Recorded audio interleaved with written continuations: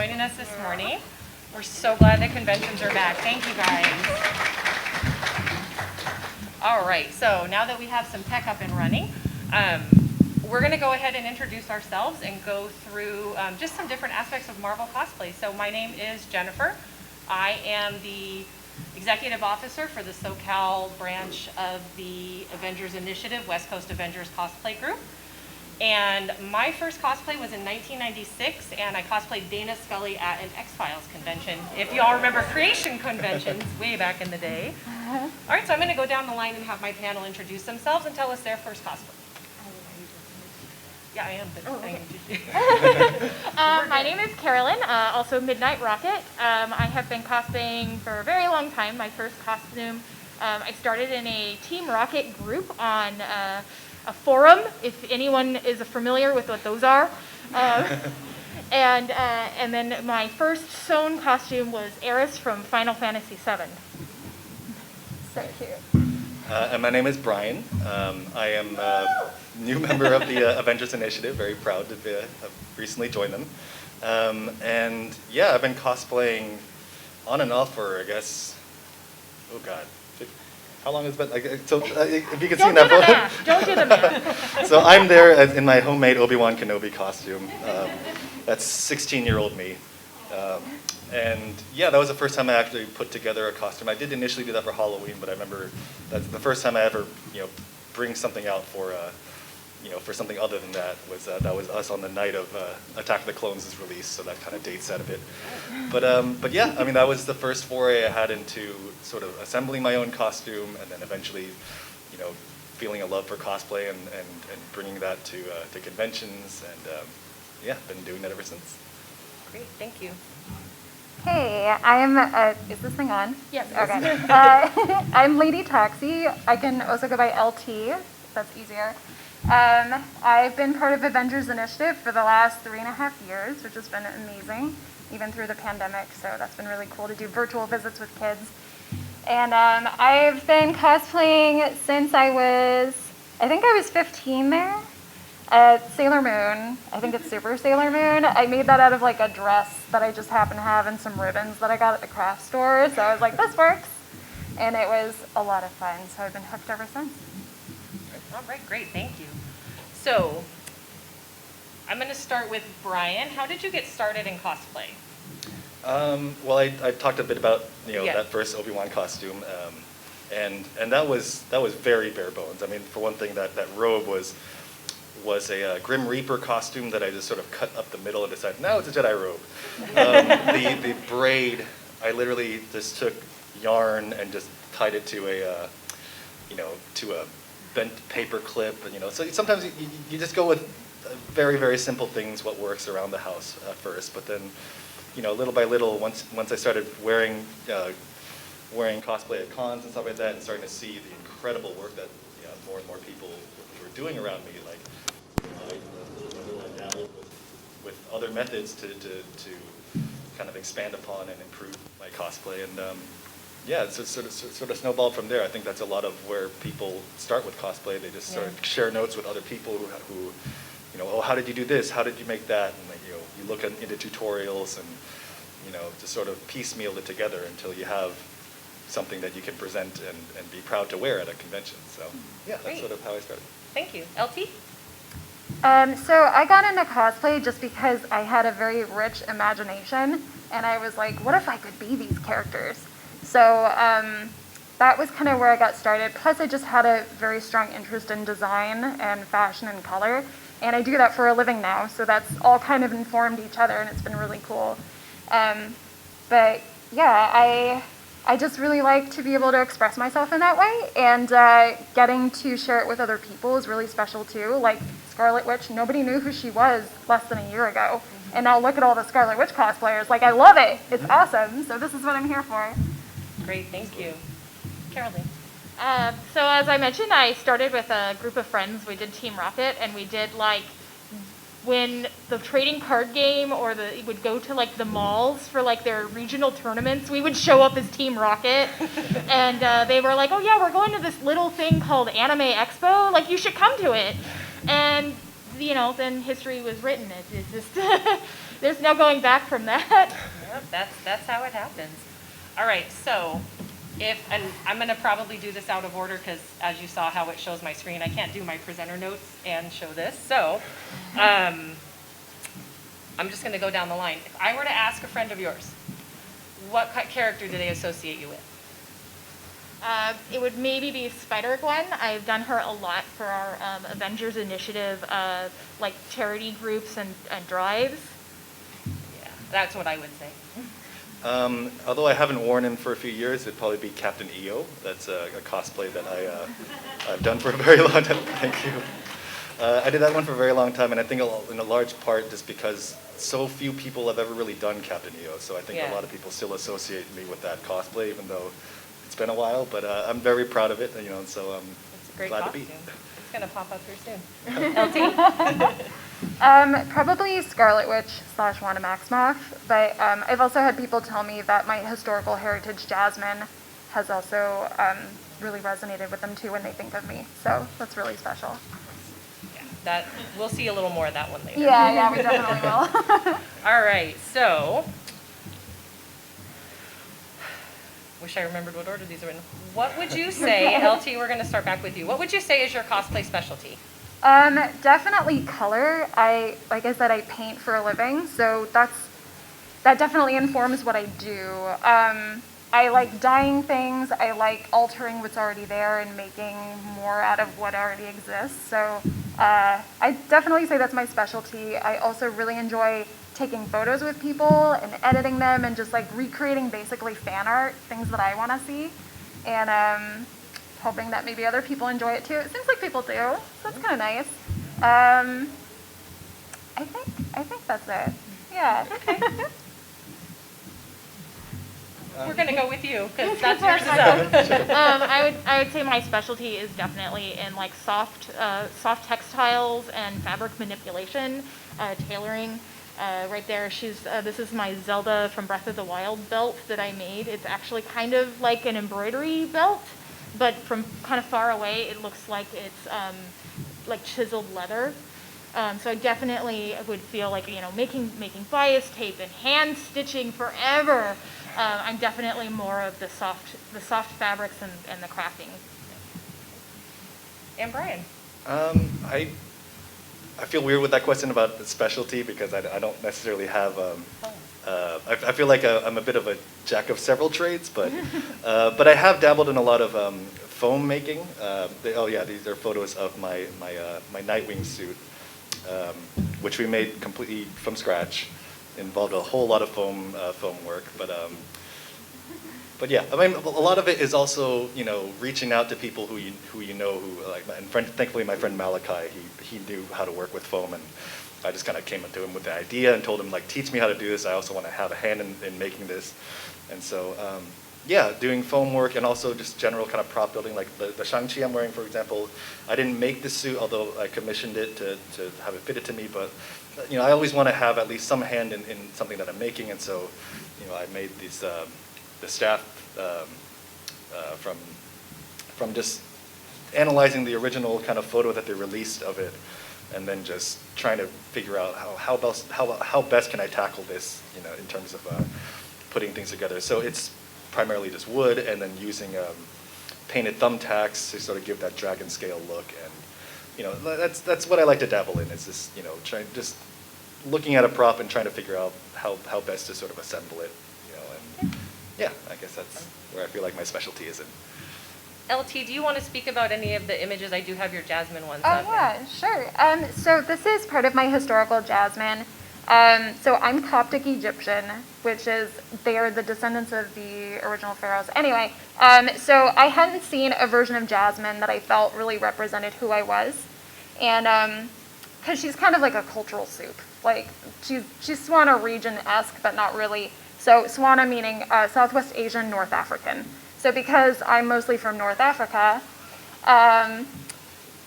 I did some research on historical dress from that time period, approximately when the film takes place. So it's about like 1500s, 1600s, Ottoman Empire era. So I took images from miniature paintings that were really popular at the time, especially from Persia, Coptic tapestries, different things too. So you'll see on the far right-hand side, that's actually one of the concept sketches that I think Glenn Keane did that one for Aladdin, and that one really spoke to me. So I was like, well, I want to still keep her general color palette, still stay true to the character, but also really honor my heritage more. So there's some motifs that came up. So if you saw the slide previously, there was like a flower motif that happened. I carved that out of rubber stamps, basically, to make block prints. So I gathered all the materials, and I thought what looks good together. The shoes are specifically from North Africa. They're called babouche, and they're very different from Indian shoes that look similar, but those are more for ceremonial wedding purposes. I didn't want it to look anything like that, because context matters. So, so I did all of those things, and then I hand painted the pants and the trim on my tunic. And then if you want to go to the next slide, this was the result, and I'm very pleased with it. There's still elements of it that as more research comes out, I will probably change and alter or change entirely. But I'm pleased with what I had found specifically from Egypt, from my region, and from that time period, but very, very little exists for some reason. I'm sure some of you can probably imagine why, but this was a really special experience to be able to recreate and be able to take photos of it and have people see me and be like, oh, you're Jasmine, but like, what is this? So then I get to tell them more about it. And I just love it. Plus, it's like super great during summer cons. Like, it's all linen, natural fabrics. It was fantastic. Great, thank you. Yeah, it's a stunning costume. We're just gonna take a quick pause here if anyone has any questions, because I know there's a lot of things we're covering. So, and then if not, we will go ahead and move on. So there's a lot to consider when you're starting to put together a cosplay. Some people are all about screen accurate. Some people are all about comfort, and some are durability, because it depends a lot, of course, what you're going to use the costume for. So with that in mind, Carolyn, what is your cosplay priority? It really kind of depends, like, on what we just said, is what is the purpose of my costume? Am I wearing it to a charity drive where I'm going to be down on my knees hugging children? Or am I entering it in a competition where, like, the absolute screen accuracy matters? I don't have to move, I don't have to sit, I just have to do whatever I need to do on stage, but that way I can, straight lace a corset. I don't have to worry about, oh, well, there's a 4-year-old that wants to give me a hug.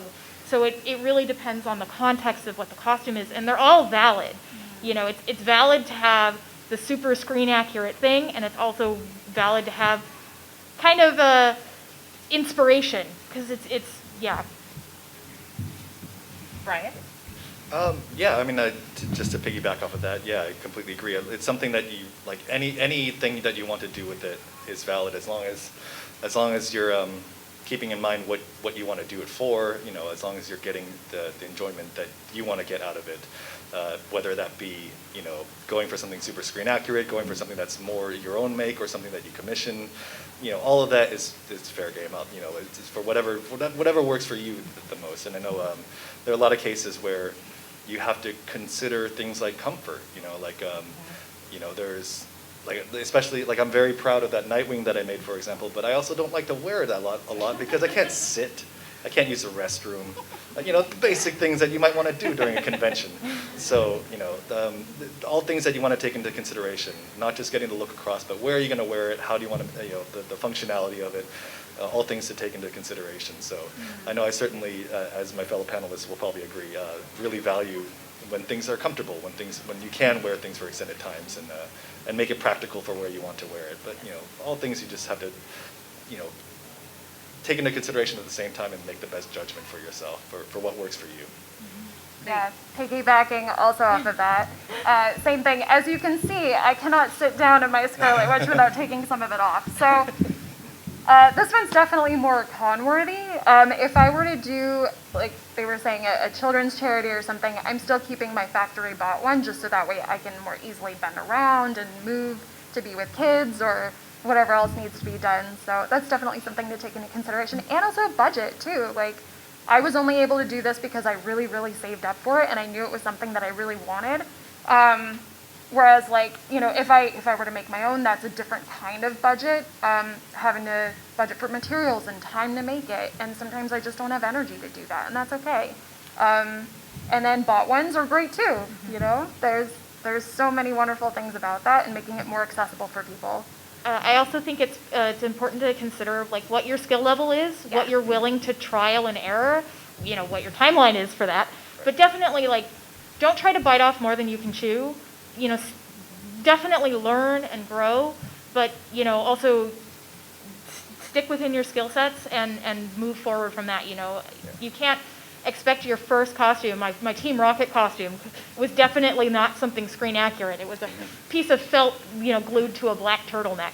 So you know, as your skill level grows, so do your costumes and what you can do with them. And then there's my philosophy. I work very hard to make the money that pays for someone else to make my costume. So that's my skill level. And that's so. absolutely valid Yeah, too. like this is my amazing friend's daughter. She was so kick-ass. I made her arc reactor actually glows. It was my first time ever doing electronics. So I'd never done it, but I really wanted to do it for her. So that was something that I learned to do, and it's not, I'd never done it, but that doesn't mean I couldn't do it. Yeah. No, that's really cool. All right, great. So that kind of jumps in next to the next question. Brian, what's one piece of advice you'd give someone who's thinking of getting into cosplay? I'd say do a lot of networking. Basically, you know, just jump straight in and make friends, which will be very easy to do when you do cosplay. Yeah, it's very much a tight-knit community, and once you do make friends, you're going to find, you know, a lot of the things that you may need for your cosplay, or things that you may not even think of that you might need for a future idea. You know, so many people, like we were talking about, all of us sort of have different specialties. You might be curious to try to do, say, some kind of armor, and you don't know how to start with that.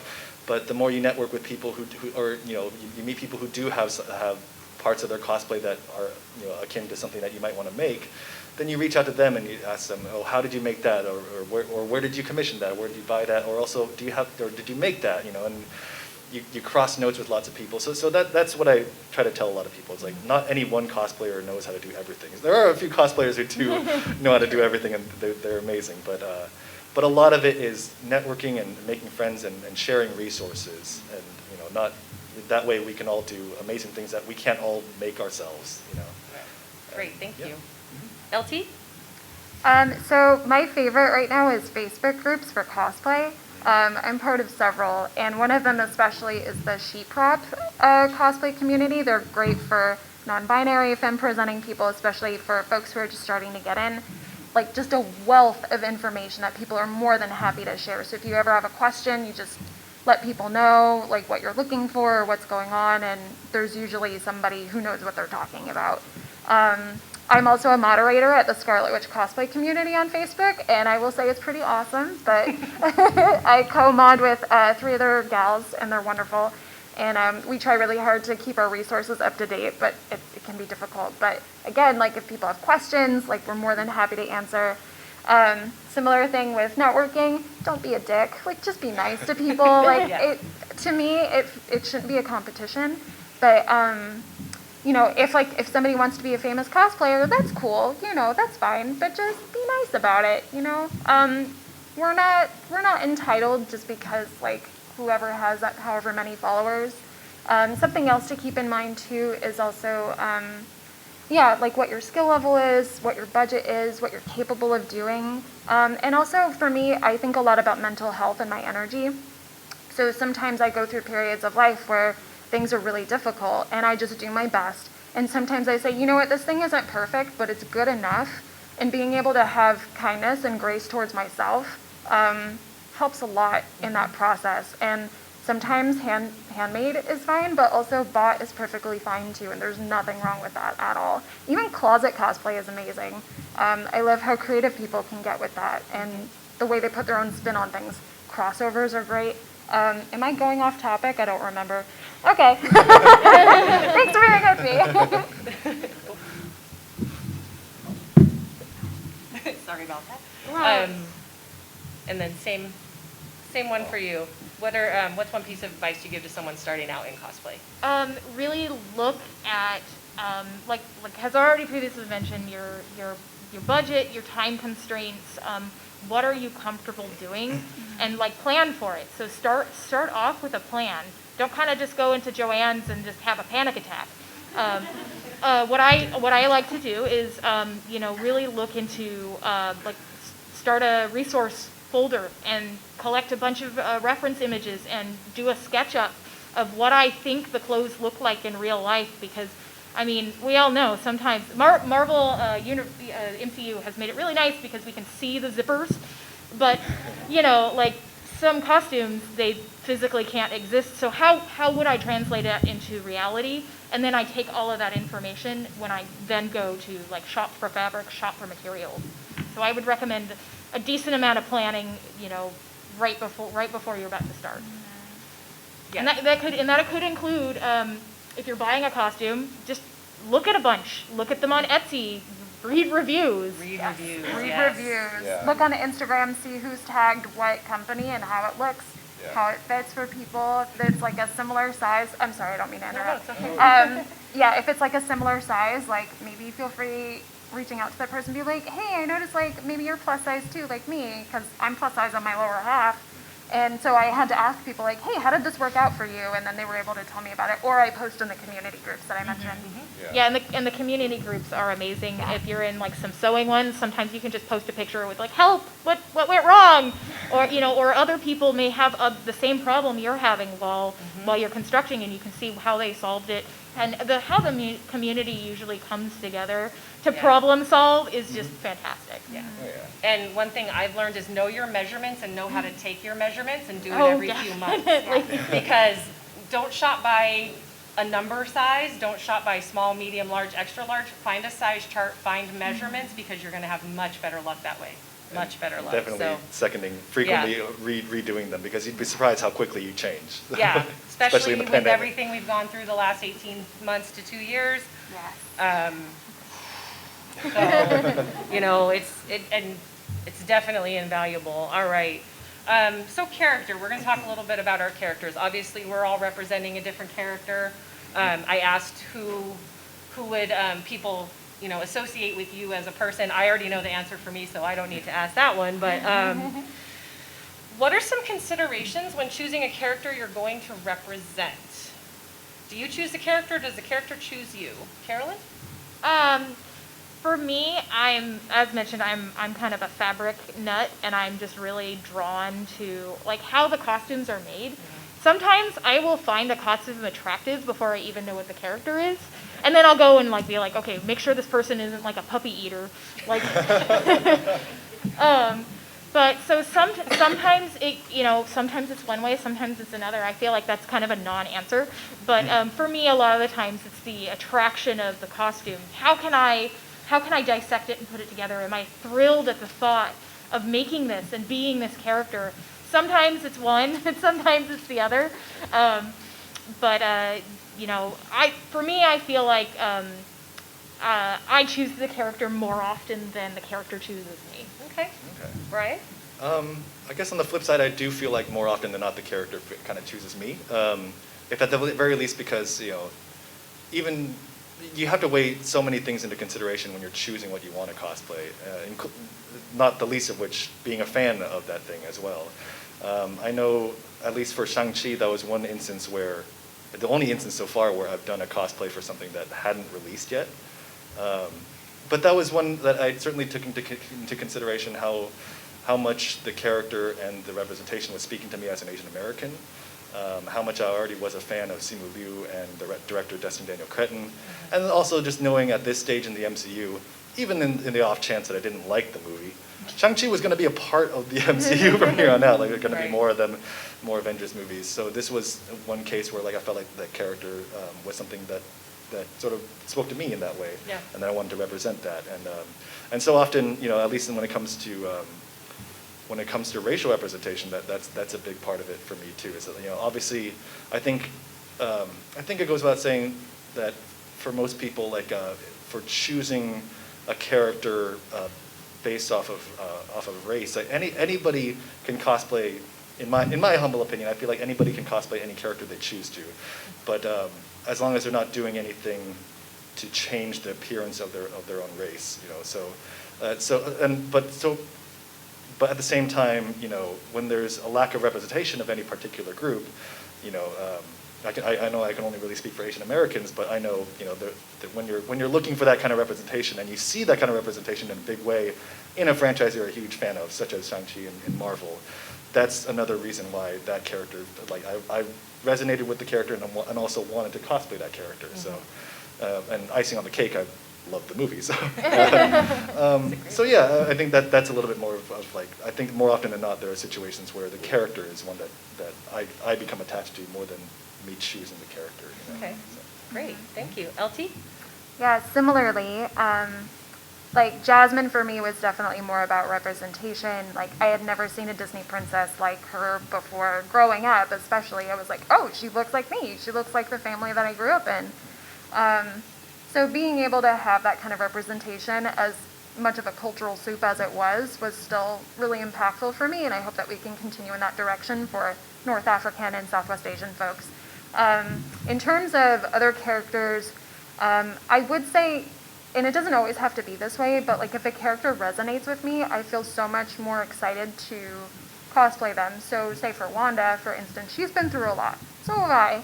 And so being able to express that through what I do with cosplay, the photos that I get to take with amazing photographers, editing, with all that, being able to tell a story is both therapeutic and cathartic and wonderful for me, and I feel like I'm also representing the character in the way that I see her. For other characters like Kate Bishop, she's really fun. She's really, in the comics, she's kind of a bitch. Like, she knows exactly what she wants. And that's like another side of me that I love to explore. So being able to have these different personality aspects and taking on that character has been just super fun. It's almost like acting in a way, but I don't want to act, so it's my next best thing. And Brian, you kind of touched on this, so did you, LT. So cosplay is for everyone. We hear that all the time. So each of you, I'd like you to tell me what that means to you. Like for me, I very much identify with Peggy Carter for a variety of reasons. I know my value and anybody else's opinion doesn't really matter has pretty much become my mantra, and it's really helped me get through some times. So for you guys, when you say cosplay is for everyone, whether it's closet cosplay, talking about representation, gatekeeping, or people being intimidated or intimidating to others, what does it mean to you, cosplay is for everyone? LP? For me, cosplay is for everyone. Doesn't matter your age, your size, your gender, or whatever, you know. Anybody can. If you are a human, you can cosplay. If you're a dog, you can cosplay. Like, I mean, I've seen people dress up their pets, and it's beautiful. And so being able to be open to accepting others as well is also important. Like, if there's like a representation of a character that you aren't quite vibing with, like, I would say, you know, like, that's their interpretation of it. You know, like, let them live and let live. They're having fun. If they're not hurting anybody, you know, not being rude, then it's a go in my book. Yeah. Right? Yeah, I mean, I'm right there with you that, like, obviously, like, with any kind of community, you have your people who are, you know, gatekeeping more than they should be. Mm-hmm. But at the very least, yeah, you're right, like, you know, it shouldn't matter, you know, don't try to take, like, especially kind of piggybacking on what you were saying before about how people get very competitive with it too. Mm-hmm. I've so often heard people get discouraged from at least starting cosplay because they get discouraged by seeing how, you know, seeing somebody else do the character that they might be considering but do it in their eyes a lot better or what have you. Like, oh, I can't do that because somebody else already did this or did that even better. Like, no, don't, I always try to tell people, like, if that's enough reason for you not to do the character, then you know, well, rather don't let that be, you know, something that discourages you. Like, if you are a fan of that character and you want to make that costume for whatever reason, just do it. You know, if anything, be encouraged by seeing other people doing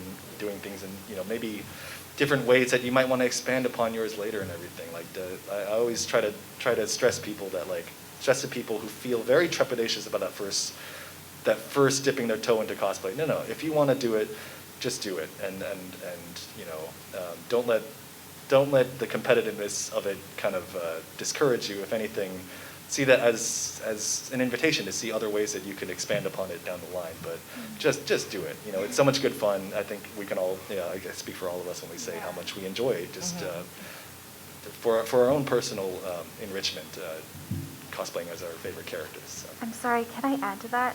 If you're looking for a good group of people to start cosplaying with, join a charity group. Like, there's some of the best, most generous, kindest people that I've ever worked with, and if I didn't have them, I probably would have stopped cosplaying a long time ago.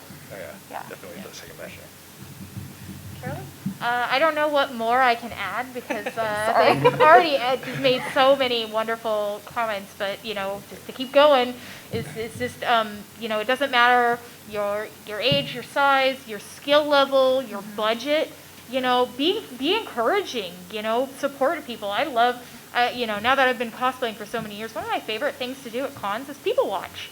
And just sit there and watch, like, oh, I love seeing little families go by and they're matching Incredibles costumes. Or, you know, and be encouraging. Tell somebody as they walk by, that's awesome, I love your Aang from Avatar. Or, I don't know what this is, but you rock. And because that, you know, as a community, it just boosts us up. And so I mean, I feel like they've covered everything. Don't gatekeep, and learn. Just, you know, be a part of the community. And for the most part, most of us are willing to share our resources, and build us up to be just a better community in total. Great, thank you guys. All right, and so last, and this is a very vital question for this weekend. LT, what are 3 things you recommend someone brings with them to a con? Oh, wow. Okay. A backup costume in case there's a malfunction. Okay. That happened to me this morning. My boots broke, so I'm not wearing my Scarlet Witch boots, but I have other ones. It's fine. No one will care, hopefully. A snack, because I have a lot of food allergies, so if you do too, definitely bring some snacks. They won't make you throw them out. It's fantastic. The food here sucks anyway. It's expensive. Bring your own snacks. And a friend who might be interested. Oh, I like that. I mean, I guess in that similar vein, I know a lot of us deal with random things with I like to say that cosplay is never completed, it's abandoned. Yes. We're always working on it last minute. I know we were all working on our stuff last minute.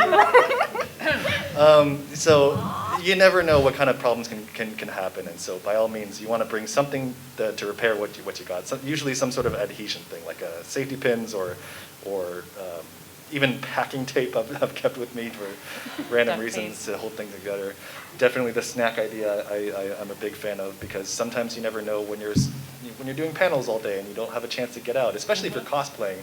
So often we don't have pockets. You know, we don't have easy things to carry stuff around. We can easily go a full day at a con, suddenly realizing I haven't had anything to eat. So just like a little baggie of trail mix or something. Or even water, yeah. I guess water will be my third one. That's important. Always hydrate. You know we're all sweating in these things. Yeah, I'll do that. Band-Aids.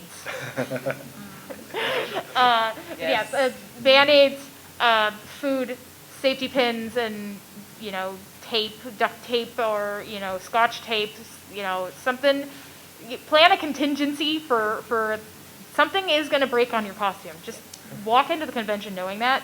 Your feet might break from your shoes, you know, or, you know, something may pop on your costume, or it worked in your head, but it doesn't work in reality. And the only time you find out is the first time you wear it. So yeah, definitely I can't really add much on it. If you're staying in a hotel or nearby, an iron is what it's. You can't bring it to a convention, but if you're packing for a convention, an iron would be on my top 10 list.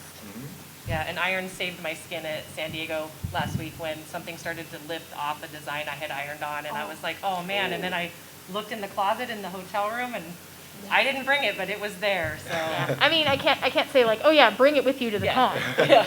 But if you're Hair going straightener. to a convention, Yeah. and you know, you're leaving for a convention for a while, yeah, it's definitely an iron. I mean, in that same vein with the iron and the safety pins and everything, it's just a matter of like taking into account what you're wearing and what might fail you.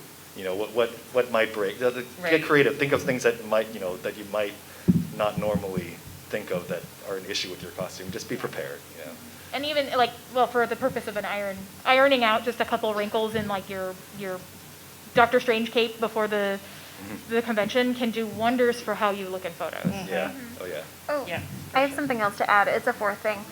So I actually met a really good friend of mine by bringing wig glue, and her wig was falling off. She was this amazing Black Widow cosplayer, and her wig was starting to slip off. She's like, oh no, what do I do? So I was like, oh, I have wig glue in the car. Here, come follow me. So she was like, okay, we don't know each other, but I guess I'll follow you to your car. You seem okay. So I don't recommend doing that most of the time, but I guess she thought I was safe enough, which That's was the last we heard good. about it. No. Oh yeah, and She very is a- very similar is lash glue for Yeah, your lash for your, glue, for your too. beautiful fake eyelashes. Yeah, just in case, because you never know when your own stuff can start falling off with that, and then you can share with other people if they're having trouble. Don't share lash glue with other Yeah, people. no, don't. Nothing that goes on the eyes, guys, nothing. I So, can't speak to that. Great. Well, at this time, we'd like to go ahead and open it up if anybody has any questions for the panelists. Ma'am? On the average, how long does it take to create medium difficulty costume? So her question was, on the average, how long does it take to create a medium level difficulty costume? I would say maybe 6 months to 9 months. It, depending on what your detailing is, and there's so many variables. Have you done this thing before? But if it's something that you kind of are comfortable with, I would say that it would from planning to wearing it would be about 6 to 9 months if you're really committed to doing it. Yeah, and so much of that is also contingent on how much time you're carving out in your day. If you're busy with work, if you're busy with school. If you're only I mean, doing it on the weekends Yeah. because you work during the week, or if Yeah. you go home and you do it 3 hours a day after work, because Right. that's what you do. Because sometimes I'm amazed, I'm sure you guys can relate too, at times of like how quickly some people can make the most professional looking thing, but they may be spending an exorbitant amount of their time on it. So you just gotta weigh it with what you're doing. So often we've had, I know I've had costumes that, have taken months and months and even years to just assemble and add a little bit more to it, so. Yeah, I thought Zelda was going to take me 3 months to make because she looked so deceptively simple, but when I actually started getting into it, I think it took me about a year Right. Oh, wow. to make it to the way I wanted it. Oh, Right. that was Yeah. I mean, to really get it good. I mean, Yeah. I'm a competitor, so. Right, yeah. I can sew a zipper, so that's about my extent. You had a question in the back? Yes. Because of time discussed recently in competitive cosplay, what's the scoring system like? I'm sure each character probably has a genre that you judge, but in the judging process, what should I be preparing for in terms of presenting my character and getting that score Do you want to repeat the question? So his question was, in competitive cosplay, what is the scoring range look like? What does he need to anticipate if he were to compete in cosplay? Am I the only competitor here? Yeah. Typically in masquerades or costume competitions, typically there are 2 categories. There's presentation and there's craftsmanship. Presentation is based solely on how well you present an idea on stage. Craftsmanship is how well you make something technically. Did you finish all your edges? Did you come up with a new sewing technique? Best in show is the highest one, and that's usually the best of both worlds. They both had the best craftsmanship and the best presentation. They had a funny sketch, they did a wonderful song and dance, and usually competitions have 3 tiers. There's novice, journeyman, and master or expert. I not to toot my own horn, I'm in the expert category. And it really just depends on, some of it, it's skill level. Novice is probably very self-explanatory. You've never done, even if you've made costumes your whole life, maybe you've never competed in them. Novice is where you get started. Journeyman is the kind of the middle range. You've maybe won a few competitions, and then you go into journeyman. And then after you've won several journeymans, you get promoted up to expert. Did I satisfactorily answer your question? Toot it, girl. Yeah. We told her, she's like, I don't want to. I was like, no, you need to toot that Oh, horn. yeah. Definitely do. I mean, I feel like I just feel like, oh, I'm a master sewer. Like it feels so self-congratulating. But you've earned it. So talk about it. Yeah, so That's I have my been theory. competing for a long time, so I've earned the status of master, which is in its own way a curse because it means I've been competing with people longer than I've been alive in certain competitions. Yeah. No, thank you. Any other questions? Yes. What has, for any of you, what has, like, one of your most memorable experiences that cosplay has led you to? So, something in, like, the top three. Well, I mean, I can tell you, I've made a lot of real life personal friends from cosplay. Literally, one of my close friends, literally, he saw us at a convention. He was like, "Oh my God, you're dressed from the gamers! I have to take a picture with you." And we exchanged info, and now, like, I go hang out with him and his daughter. Like, other than that, I mean, it's just for me. I'm a social butterfly. It's the social aspect and the real life friendships that have sprung from cosplay has probably been top thing for me. Yeah, I think similarly. I think yeah, a huge part of it is just the community. I'm sure you can understand too, and I know all of you guys on this panel because of cosplay, and I know I'm here because of cosplay. So there's so much that I enjoy about the community and the group that I've you know become a big part of just by being a cosplayer. So Yeah. that's a huge aspect of it, I think, and just generally just seeing the kind of excitement that you get to see on people's faces when you, even if it's a stranger, even if it's or like I'll never forget like when I met Sam Witwer and I asked for a photo with him and I was dressed as Captain EO and he stopped. He's like, no. I need to get a photo with you first. And I'm like, I always have that in my memory of just like, oh, somewhere I'm on his phone or something. But yeah, it's moments like that. It's the community that you get to meet. Yeah, I think that's the biggest joy to come out of it. Yeah. Similarly, being able to see the expressions on kids' faces when we get to go see them at fundraisers or charity group things. Some of these kids really believe that we are the superheroes. And so I've had a few talk to me like, you did that one bad thing in the Civil War movie and you blew up the guy. Like, why'd you do that? And I said, I know I made a huge mistake and I really learned from it. He's like, yeah, you learned your mistake, didn't you? And thanks, little guy. But like being able to interact with them like that, being in character and just giving them a mental vacation for a day that will just give them so much excitement for weeks or even months afterwards is so rewarding. Yeah. And also sometimes getting to meet really cool people like Kevin Wada, who like he's one of these amazing artists for Marvel, and he's one of my favorite illustrators. And he just happened to see me outside of San Diego Comic-Con once, and he asked for my photo, and I was like, oh, you're Kevin Wada, though. I want a photo with you, so similar thing. Yeah.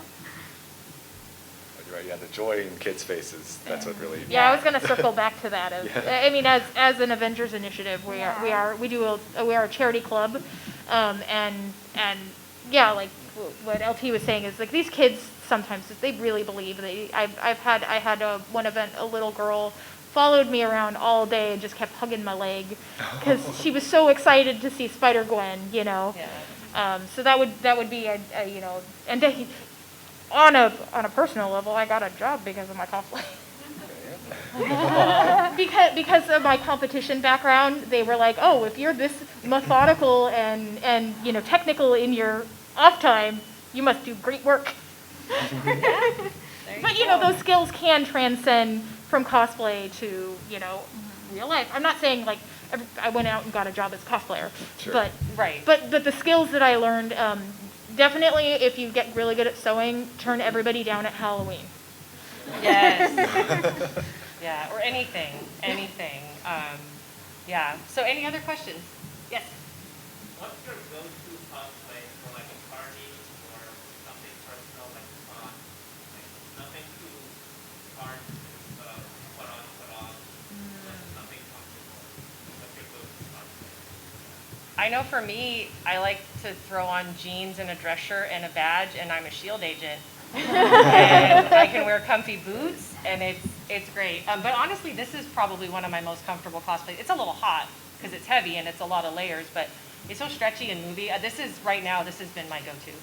So that one, for me, that's easy. I think most recently my Scarlet Witch is because she's nice because she has pants. The only thing she's missing is pockets, but she's nice and comfy, and she kind of is like a good regulation. She's got the bare arms, but then your legs are covered. So and then you just throw on a cape and you're covered for like temperature wise. Oh, yeah. So I would say most recently my go-to is Scarlet Witch. Yeah, I'd say especially in that kind of party atmosphere or anywhere where you just want to feel comfortable and be able to wear it straight, like well into the night. Like Kato was a big one for me. Kato from Green Hornet, if at least it's because like it's warm, it's a lot of wool, but it's so comfortable, and I could wear it all day. Even the mask, like the mask was initially uncomfortable, but I remember putting a few like foam pieces in it just to elevate it off the face, and then I was like, I don't feel a thing. So Yeah. it's like. In that kind of scenario, comfort comes a long way. I don't know, Kato's a big one for me. So. Cool. Definitely civilian cosplays. Wanda has so many now because of WandaVision. I'm here for it. Finally, we have comfortable clothes for her. So she wears like a lot of pants and like cute vintage tees. So I'll wear that if I want to be comfy but still in cosplay, or just out on the street doing my thing. Nobody at work knows unless they know, and then it's an inside joke for us. Yep. Yeah, to sort of piggyback off of that, it's like it's an extra joy when you wear a costume that maybe not everybody recognizes, but some people like, if you're in the know, if you've seen the thing, you'd be like, oh, that's that. So that's always a good fun too, because very often they're casual. So lately I've been really enjoying wearing the casual Shang-Chi. Like this is obviously what he wears at the end, but like the one he wears on the bus, varsity the jacket. varsity jacket one, which if you haven't seen it, you don't otherwise just think, oh, this is somebody just wearing in their everyday clothes. But Yeah. when you know what it is, it's like, hey, that's the thing. So, and it's comfortable already. So, and you have pockets. Pockets. Pockets are important, yes. Any other questions? Yes. What's your favorite place to get craft materials for cosplay? Downtown LA. Like, I mean, Joann's is a good stopgap if you need just like notions, you need some straight pins or some elastic maybe. But definitely I like to do a lot of my fabric shopping in downtown Los Angeles because they have a lot of really good stuff that you don't find anywhere else. The big risk is that it's there one day and gone the next. So you can't in my mind I'm going to come back for that. You gotta know what you want to get and what you want to pay for it.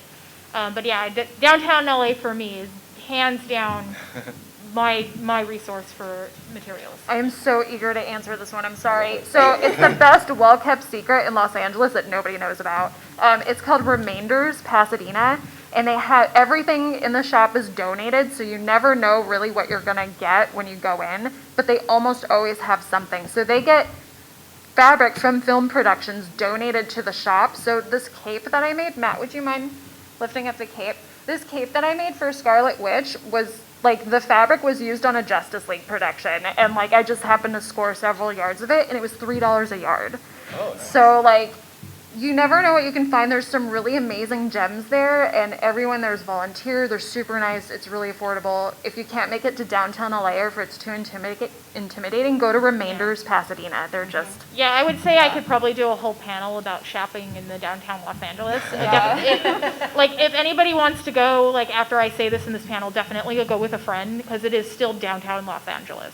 Yeah, I definitely also second, especially that fabric district is incredible, but like it can be very daunting if you go alone. Like always bring somebody who kind of knows what they're doing.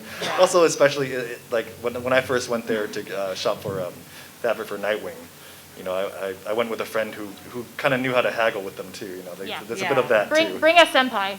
Right. yeah. And even if not, like it's just cool to check out yourself just to see like the especially particularly if you're shopping for fabric, that's definitely a mecca to go to. But I know for lots of other things, like kind of like especially like for example when I was making this staff, I already kind of had in mind exactly how I wanted to make it. Part of what I was going off of was you may have seen like various Daenerys cosplayers for Game of Thrones where they'll have their dragon eggs. And they'll do this, and I've seen a lot of them do this really ingenious thing where they take styrofoam eggs and they make the scales out of thumbtacks, which is what I piggybacked off of to make the scales on this staff. And so, I knew specifically I would need stuff that I'm going to find at hardware and arts and crafts kind of stuff places. So all these all these thumbtacks are from Michaels, you know, like the paints as well. But, you know, once you know specifically what you need, you know, sometimes it's your corner store, but fabric, yeah, definitely fabric. The fabric district is a huge one. And Spoonflower, probably a lot of people have heard of Spoonflower at least. Yeah. I think there's more. Spoonflower used to be the only game in town, but I think there's a lot more fabric printing companies They're now. coming up, yeah. But if you need like a really specific fabric, that would be, I would go to downtown Los Angeles first and see if I could find something at least similar. But if I couldn't, and I could find something that really spoke to me, if you really need a specific pattern, nowadays you should get it printed. Yeah. Yeah, I don't know anything about that. I don't have stacks of Spoonflower stuff that I made. Awesome. AvengersHQ.com is our website for the Avengers Initiative. We're also on Facebook, West Coast Avengers. We are on Instagram as @Avengers Cosplay. And, you know, we would love, you know, if you have an interest in the club, if you have an interest in cosplay or any questions for us, you know, we'd love to hear from you, to reach out and interact with you. Any other questions before we wrap it up for today? All right, you guys have been great. Thank you so much. We really appreciate you. Thank you so much for coming.